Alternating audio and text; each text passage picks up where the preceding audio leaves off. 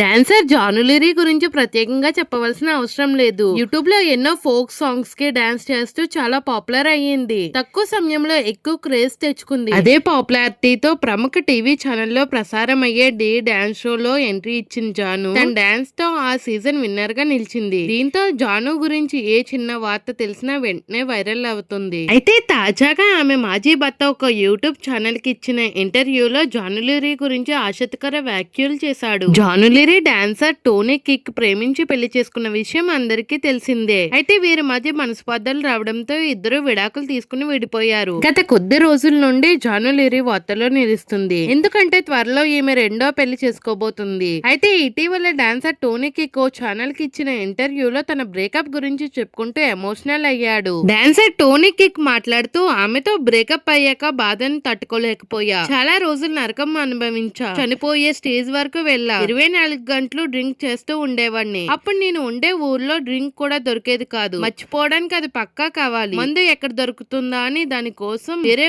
ఊరు కూడా వెళ్లేవాడిని. నన్ను చూసి నా ఫ్యామిలీ మెంబర్స్ కూడా చాలా బాధపడ్డారు. ఆ రోజు చనిపోయి ఉంటే ఈ రోజుకి 4 ఏళ్ళు అయి ఉండేది అంటూ తన బాధని బయటికి చెప్పుకున్నాడు.